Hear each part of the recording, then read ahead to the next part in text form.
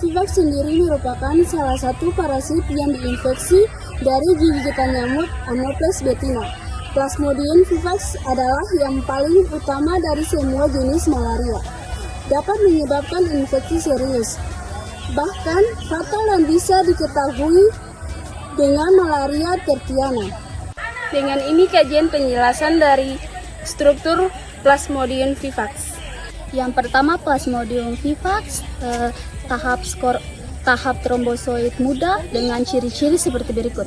Yang pertama, berbentuk cincin, lalu yang kedua dengan ukuran sepertiga sendok makan, lalu trombosoid besar dalam perwarnaan gemsa, lalu yang terakhir mulai tampak titik skanker.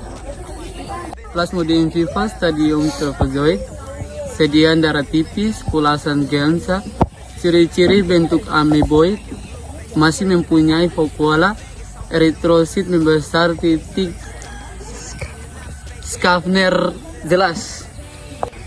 Plasmodium vivax stadium skizon muda, sediaan darah tipis, kulasan gemsa, yang punya ciri-ciri yang pertama, inti membela yang jumlahnya 4-8.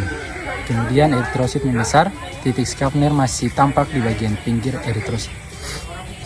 Plasmodium vivax stadium skizon matang, sediaan darah tipis, kulasan gemsa. Ciri-ciri yang pertama, jumlah inti 12-24, yang kedua pigmen kuning tengguli berkumpul, yang ketiga eritrosit membesar, dan yang keempat titik Schaffner masih tampak di bagian pinggir. Plasmodium vivax stadium makrogametosis, sediaan darah tipis, kulasan gemsa. Ciri-cirinya yang pertama yaitu inti kecil, padat, pigmen tersebar, yang kedua protoplasma biru, yang ketiga eritrosit membesar, dan keempat titik Schaffner masih tampak di pinggir.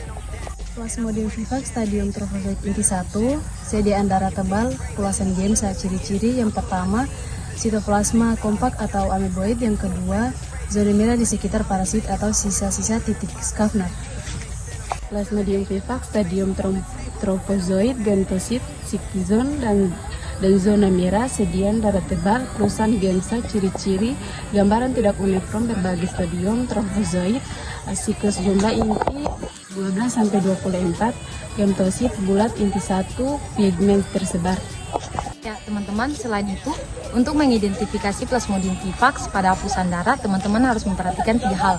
Yang pertama, infeksi retikulosit, yang kedua, titik-titik Schaffner, dan yang ketiga, tidak adanya perubahan pada bentuk sel darah merah. Dan teman-teman, Plasmodium vivax atau malaria tertiana adalah salah satu jenis malaria yang gejalanya dapat muncul setiap 3 hari. Teman-teman, kemudian parasit ini dapat hidup di dalam hati selama 3 tahun yang membuat potensi bahwa penyakit ini dapat kambuh kembali.